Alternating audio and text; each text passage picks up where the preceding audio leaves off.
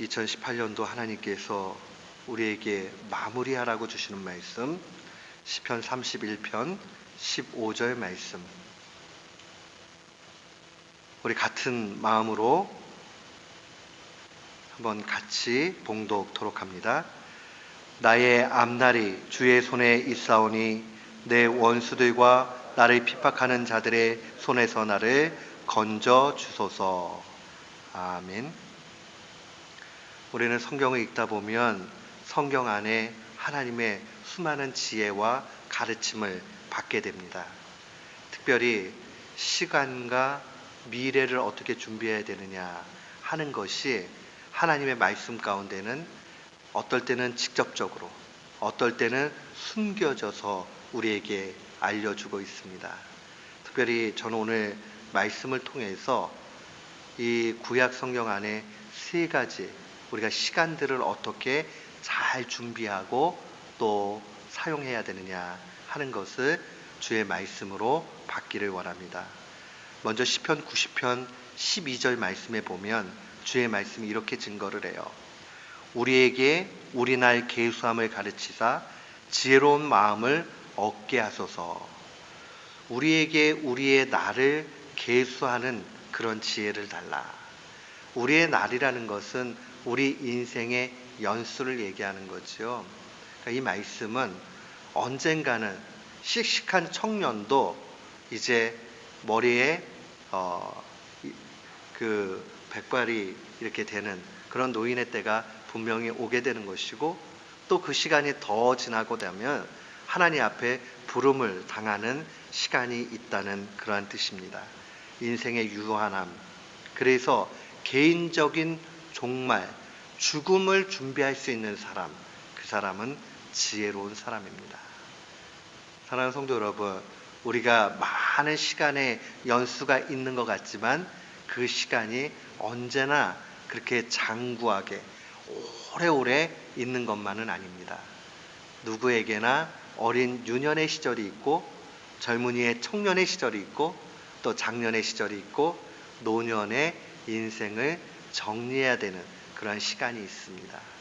그래서 시편 기자는 고백하기를 자기의 연수를 계산할 수 있는, 준비할 수 있는 지혜를 달라, 그렇게 고백합니다. 우리는 인생을 달려가면서 어린 아이로부터 노인에 이르기까지 언젠가는 다 노인이 되어 우리의 시간이 끝난다 하는 것을 기억하고 그 시간을 잘 준비하는 우리 모두가 되기를 주의 이름으로 축원합니다. 아멘. 두 번째로 기억을 해야 되는 것은 전도서 3장 1절 말씀입니다.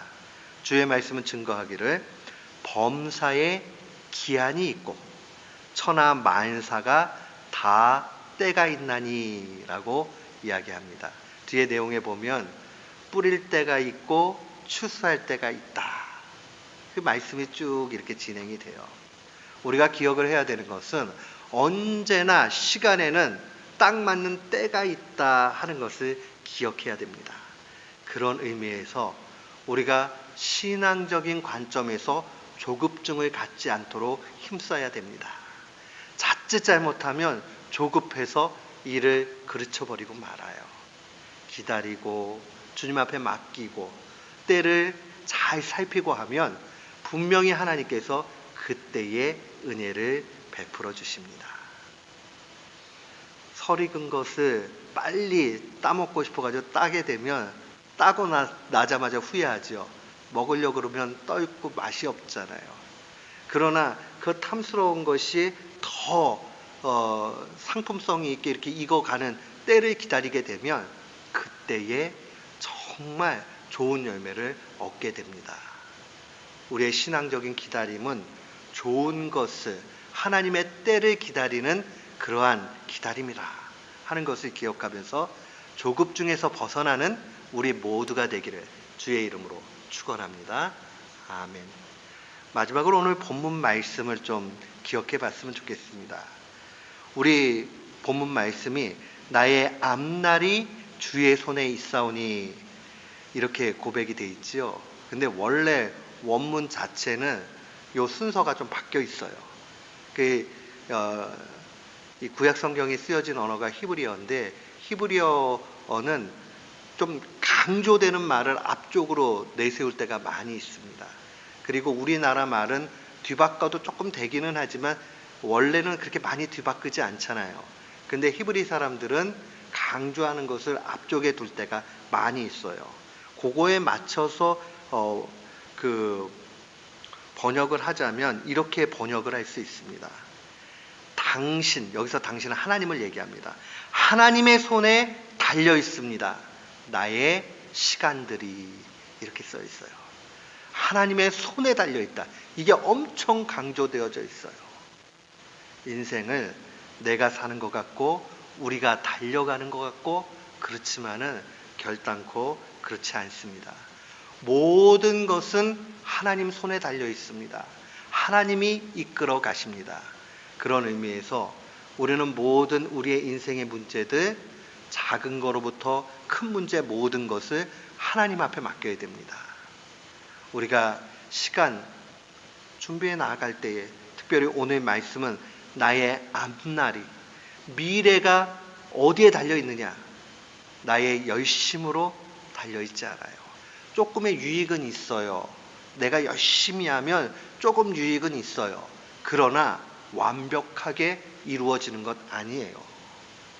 하나님의 도움 없이는 내가 노력한다고 다 되는 것 아니에요. 좀 성공한 사람들은 종종 그런 얘기할 때 있어요. 노력하면 다 된다. 꼭 그렇지 않아요. 사람의 사는 문제가 그렇지 않습니다. 또 우리가 하나님 앞에 맡기고 이렇게 살아가게 되면 마음도 편안해지고 하나님의 그 은혜를 더 많이 체험하게 됩니다. 올 한 해를 마무리하면서 다짐을 했으면 좋겠어요. 2018년도 베풀어 주신 은혜에 감사하면서 2019년도는 다짐하기를 나의 시간들이, 나의 앞날들이 하나님의 손에 달려있다 하는 이 확신 가지고 나아가는 귀한 교우들 되시기를 주님의 이름으로 축원합니다. 아멘. 우리 이제 2018년도가 한 3, 4분 남았어요. 한 4분 남았는데 우리 시간의 묵상으로 주의 말씀을 깊이 이렇게 간직하면서 묵상으로 마지막 시간을 드리고 첫 시간을 하나님 앞에 가장 영광스러움으로 올려드리기를 원합니다. 우리 이 시간에 주의 말씀 묵상하면서 나의 마지막 그 종말의 때가 분명히 있다 하는 거 준비해야 되겠구나. 모든 일에는 기한과 때가 있구나. 또 나의 미래를 하나님의 손에 의탁해야 되겠구나 하는 이 마음 가지고 주님 앞에 나아가기를 원합니다. 우리 잠시 묵상으로 한번 기도하겠습니다. 하나님께서 우리에게 주시는 말씀은 로마서 13장 11절로 14절까지의 말씀입니다. 로마서 13장 11절로 14절 말씀.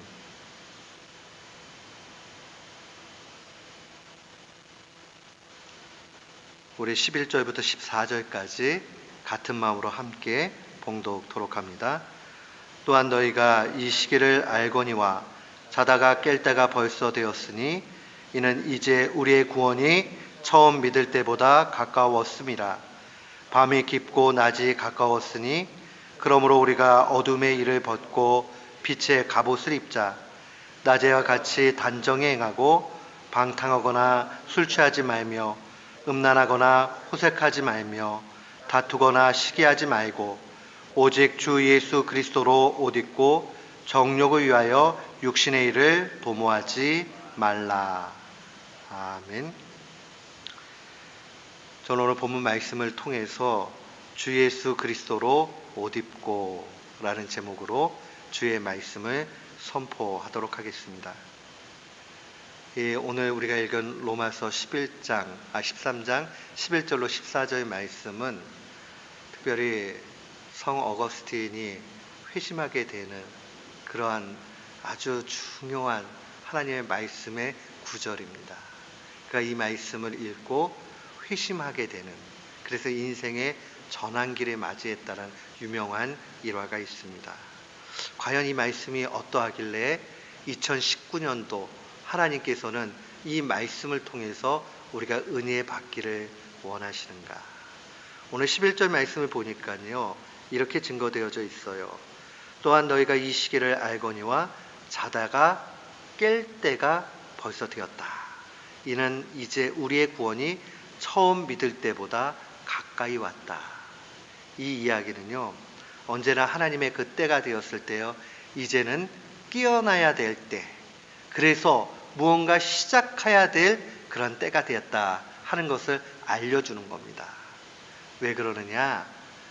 뒤에 하반절에 보면 우리의 구원이 처음 믿을 때보다 가까이 왔다 하는 것은 처음 믿음의 시간보다 지금 시간이 지났다 하는 뜻도 가지고 있고, 동시에 믿음의 진보, 다른 말로 얘기하면 믿음이 발전되었다 하는 것을 증거하고 있습니다. 언제나 우리는 시간이 지나면서 믿음의 성장이 있어야 됩니다.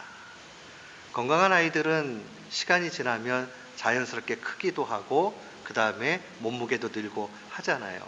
아프면 성장이 더디어지고 참 본인도 힘들고 부모님 마음도 어렵습니다. 믿음도요, 시간이 지나면 건강한 믿음을 갖고 있으면 반드시 성장하게 돼 있습니다. 언제나 우리가 기억을 해야 되는 것은 2018년도 믿음보다 2019년도 믿음이 더 좋아야 됩니다. 물론 2018년도 19년도 지나면서 우리는 시험도 많이 받을 거예요. 그래서 어려움도 분명히 있을 겁니다. 마치 어린아이들이 또 성장하는 가정 속에서 아프기도 하고, 또 어른들이 뭐라 그러죠? 아프고 나면 훌쩍 큰다 하는 것처럼 우리의 신앙도 여러 시험을 이기고 나면 성장하는 것이 분명히 있습니다. 그래서 아플 때는 보면 마치 안 크는 것 같고 내 믿음이 뒤로 후퇴한 것 같고 이렇게 느껴질 수 있어요. 근데 중요한 거는요, 믿음이 이기게 되면 그 다음에는 훌쩍 크게 된다 하는 것을 기억하십시오. 2018년도보다 2019년도에는 우리의 믿음이 더욱 진보되기를 주님의 이름으로 축원합니다. 아멘. 한 해 동안에 우리의 믿음이 커지는 한 해 돼야 되겠다 하는 마음이 우리 가운데 있었으면 좋겠습니다. 그럼 믿음이 커진다는 게 무엇일까? 오늘 12절 말씀 보니 밤이 깊고 낮이 가까웠으니 그러므로 우리가 어둠의 일을 벗고 빛의 갑옷을 입자. 어둠이라는 것은 죄, 어둠이라는 것은 사탄의 세력, 사탄의 통치, 이렇게 이해를 하면 좀 더 이해가 쉬워요. 밤이 되면 온갖 나쁜 일들을 저지를 그럴 마음가짐이 우리 가운데 생길 수 있어요. 근데 낮이 되면, 환해지면 그 다음에는 그 환한 가운데서 나쁜 일을 못하게 되지요. 우리가 믿음의 진보가 나타난다는 것은 죄의 문제에 있어서 죄의 문제가 해결되는 것을 의미합니다. 사랑하는 성도 여러분, 어느 범죄 심리학자가 이런 얘기한 거 제가 본 적이 있어요. 미국이나 한국이나 대체로 보면 미국은 더 많이 그런 것 같아요. 저녁이 되었는데도, 밤이 되었는데도, 영업시간이 끝났는데도 이 안에를 갖다가 상점 안에를 환하게 밝혀 놓는 상점들이 제법 많단 말이에요. 그 왜 저 에너지를 낭비하고 저렇게 하는가 그랬더니 범죄 심리학자가 얘기하기를 불을 환하게 켜놓으면요, 도둑들이 그 들어가가지고 훔쳐야 되겠다 하는 그런 마음을 적게 갖는답니다. 근데 깜깜하면 조금 그런 마음이 있던 사람도 담대해지고 더 죄를 짓게 된대요. 어두움은 우리에게 좋은 것 되지 못합니다. 죄의 문제가 해결되지 않으면 우리는 불행할 수밖에 없어요. 그렇기 때문에 죄의 문제를 해결해야 되는데, 죄의 문제를 해결할 수 있는 길은 빛이신 하나님을 믿어야 됩니다. 하나님의 빛이 우리 가운데 임해야 됩니다. 요한일서 1장 7절 말씀 보니 이렇게 증거되어져 있어요. 그가 빛 가운데 계신 것 같이 우리도 빛 가운데 행하면, 여기서 이 그는 하나님을 얘기해요. 하나님이 빛 가운데 계신 것 같이, 하나님은 언제나 밝은 가운데 계시거든요. 빛 그 자체시거든요. 우리도 빛 가운데 행하면 우리가 서로 사귐이 있고 그 아들 예수의 피가 우리를 모든 죄에서 깨끗하게 하실 것이요. 그러니까 사탄의 통치받지 않고 하나님 편에 서게 되면 예수 그리스도의 피가 우리를 깨끗하게 합니다. 우리가 이거 복잡하게 생각할 것 없어요. 단순하게 예수님이 나를 위해서 십자가 죽으셨다, 그 사실 믿으면 우리의 삶의 죄의 문제는 해결됩니다. 그러면 거기에서 행함의 열매들이 또한 드러나게 되고 이 가운데서 우리는 행복의 길로 가게 됩니다. 왜요? 죄의 문제 해결됐기 때문입니다. 빛에 거하면 죄 사함을 얻게 됩니다. 이것을 조금 어려운 말로 칭의라고 얘기해요. 의라는 말은 우리 righteousness, 죄가 없다 이런 뜻이고요. 그 다음에 칭이라는 말은 우리가 뭐라고 부른다 할 때 칭한다 이런 말 쓰잖아요. 그래서 하나님이 우리를 의롭다고 깨끗하다고 여겨주시는 거예요. 그러면 우리는 이런 생각 들 수 있어요. 근데 그리스도인들은 분명히 거룩한 사람들이라고 얘기하지만 그 삶 가운데 보면 죄도 똑같이 짓기도 하고 거짓말도 하고 나쁜 짓도 하던데요. 이런 생각이 들 수 있어요. 우리는 참 연약해서 죄를 또 짓기도 하지요. 우리가 육신의 이 장막, 다른 말로 얘기하면 우리가 완전히 죽음을 맞이하기 전까지는 우리는 계속 죄 지을 수밖에 없어요. 그러나 예수 그리스도를 믿는 사람은 조금의 죄를 짓는 부분들이 있다 할지라도 하나님이 죄 없다라고 여겨주시는 거예요. 그게 칭의예요. 그러니까 우리 자체가 완전히 죄를 짓지 않아서 의롭다로 여겨주시는 게 아니에요. 우리는 부족하고 연약한 게 분명히 남아 있어요. 예수 믿어도 육신을 입고 있는 동안에 또 유혹을 받아가지고 죄 또 져요. 넘어져요. 그런데 그거를 나쁘다 하고 하나님이 여기시는 것 아니라 하나님께서 그래, 네가 연약하고 부족하지만은 그러나 내가 너를 깨끗한 걸로 여겨줄게 라고 하는 거예요. 그래서 예수님을 믿게 되면 정죄함 받는 것, 컨뎀, 누군가가 저건 몹쓸 사람이야 이렇게 얘기해도 하나님은 그 속에 예수 그리스도를 믿는 믿음 때문에 그래도 넌 내 자식이야 라고 하면서 아픈 마음으로 그를 끄집어 안아줍니다. 만약에 우리들 가운데 나는 죄를 너무 많이 짓는 것 같아, 나는 소망이 없어, 그 마음 갖지 말아야 돼요. 하나님께서 우리를 의롭다 여겨주시니 주님의 그 선언에 우리는 아멘으로 믿어야 됩니다. 하나님이 우리를 위해서 아들 독자 주시고 또한 예수 그리스도 믿는 가운데서 우리를 깨끗하게 하시고 또한 의롭다라고 여겨주시는 줄을 믿습니다. 아멘. 그 믿음 가운데 가야 돼요. 빛에 거하면, 하나님 편에 서면 죄사함 얻어요. 근데 그 다음이 중요해요. 죄사함 얻었으니까, 야 나는 죄사함 얻었으니까 그 다음에 막 잘못 지어도 하나님이 또 용서해주고 깨끗하다 하신다.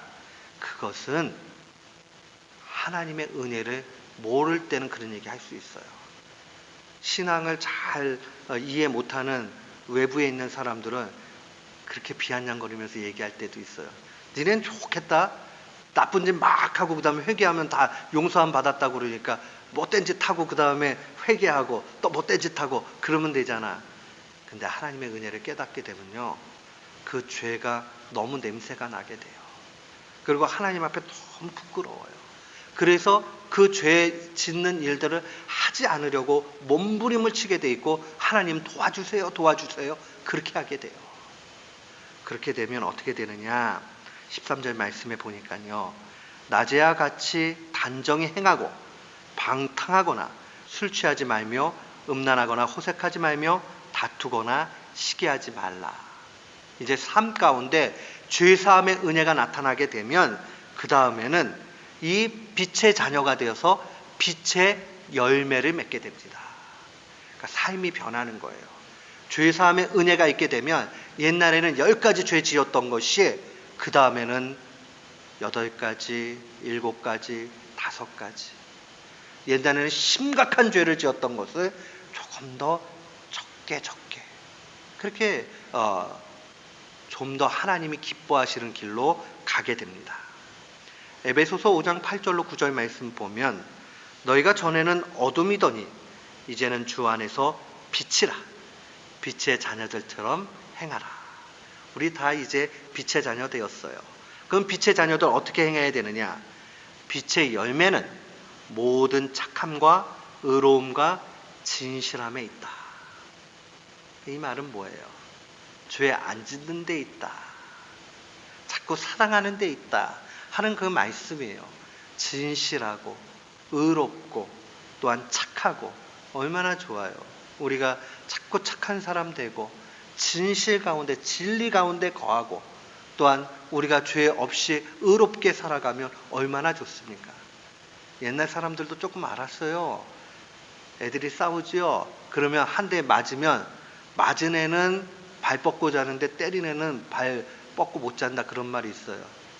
나쁘게 하고 죄 짓고 그러면 양심이 있으면 그 양심 가운데서 괴로워요.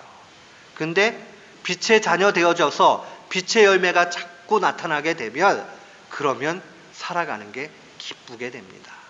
행복이 자꾸 오게 돼요. 사랑하는 성도 여러분, 우리가 기억을 해야 되는 것, 점점 빛에 거하게 되면 거룩함의 길로 가게 돼요. 그러니까 우리 조금 어려운 말로 성화된다. 거룩할 성자에 될 화자. 점점 거룩해지는 거죠. 우리는 점점 이 거룩해지는 그 과정의 마지막 그 정점이 무엇이냐? 바로 그리스도의 옷을 입는 데 있습니다. 14절 말씀 보세요. 오직 주 예수 그리스도로 옷 입고 정욕을 위해서, 자기 욕심을 위해서 육신의 일을 도모하지 말라고 증거합니다. 예수 믿는 사람은 죄사함의 은혜 가운데서 빛의 열매를 맺으면서 마지막에는 그리스도로 옷 입는 겁니다. 옷이라는 건 뭐예요? 옷은 그 사람의 신분을 나타내요. 그 옛날에 보면 이 왕궁에서 일하는 사람들은 옷을 무엇으로 입느냐 하는 것에 따라서 계급이 정해지잖아요. 그렇죠? 옷은 그 사람을 나타냅니다. 그러니 그리스도로 옷 입는다 하는 것은 우리가 그리스도처럼 그리스도 그 행한 사랑의 그 모습의 완벽함 같이 우리도 자꾸 예수님 닮아간다. 그렇게 이야기하는 겁니다. 그래서 하나님의 말씀은 그리스도로 옷 입는 것을 그리스도의 형상을 이룬다, 이런 말로 사용했어요. 여기서 형상이라는 말은 겉모습이라는 뜻이 아니고 본질이라는 뜻이에요. 그러니까 우리가 예수님이 이 땅 가운데 살아가신 그 모습처럼 우리도 예수님같이 될 수는 없지요. 그러나 예수님 닮은 모습이 분명히 우리 가운데 나타나고 조금이라도 그 예수님 비스무리하게라도 그렇게 된다 하는 것을 의미합니다. 사도는 로마서 8장 29절에 이렇게 증거했어요. 하나님이 미리 아신 자들로 또한 그 아들 누구예요? 예수님이죠. 그 아들의 형상을 본받게 하기 위하여 미리 정하셨으니 이는 그로 많은 형제 중에서 맏아들이 되게 하려 하심이라. 아까 얘기했던 어거스틴은요, 아주 뛰어난 신학자였어요. 이 사람이 이런 얘기했어요. 타락한 이후에는 인간의 상태가 죄를 지을 수밖에 없는 상태예요. 타락한 이후에는, 아담이 범죄한 이후에는 인간은요 예외 없이 다 죄져요. 제가 다른 거는 잘 몰라도요 하나 정확하게 아는 거 있어요. 저를 포함해서 여기 계신 분들은 다 죄 잘 져요. 왜냐하면 아담의 후예이기 때문에 어쩔 수가 없어요. 그런데 우리가 그리스도로 옷 입고 그리스도의 형상을 입어서 하나님 나라에 들어가면 그 다음에 어거스틴은 뭐라고 얘기했냐면 더 이상 죄를 지을 수 없는 상태가 된다 이렇게 얘기했어요. 더 이상 죄를 지을 수 없는 상태. 여러분 잘 생각해 보세요. 천국에 죄인이 있습니까? 의인이 있습니까? 천국은 의인이 들어가요? 천국이 들어가요? 천국은 의인이 들어갑니다. 천국에 죄인이 들어간다면 옛날에 죄인이었는데 이제 변해서 의인이 돼서 들어가는 건 맞는 말이에요. 근데 천국에 들어갔는데도 죄 짓는 사람이 있다. 그거는 천국을 지옥으로 만들어 버리는 거예요. 그러니 천국이 아닌 거죠. 천국에는 의인이 들어가요. 어떤 사람이요? 거기에는 더 이상 죄를 지을 수 없는 그런 사람이 들어갑니다. 어떻게 그렇게 되느냐? 하나님께서 아들의 형상을 우리에게 입혀주시는 거예요. 그래서 더 이상 죄를 짓지 않는 상태가 되는 거죠. 그러면 이제 우리 꼭 기억해야 되는 것도 있어요. 완벽하게 아들의 형상을 입게 하는 것은 하나님의 일이에요. 우리는 뭐 해야 되느냐? 그 하나님의 일에 가는 그 과정 속에 인생을 살아가면서 죄와 싸우면서 죄 짓지 않고 그리스도의 형상을 입는 목표가 우리 가운데 있다 하는 것을 바라보면서 죄와 싸워야 됩니다. 빛의 열매가 있어야 됩니다. 한마디로 이야기하면 하나님 부단히 사랑하고 이웃 사랑하는 사람 돼야 됩니다.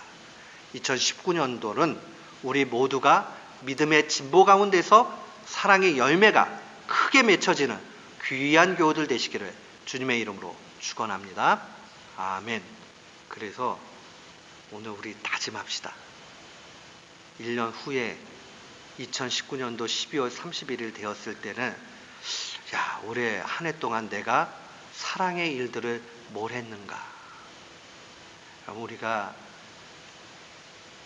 조그만 거라도 어떤 그 기쁨을 맞이한 사람에게 또 선물로 주기도 하고 격려도 해주고 그 다음에 사랑의 말도 해주고 위로도 해주고 하는 그 작은 것들이 별것 아닌 것 같지만 큰 거예요.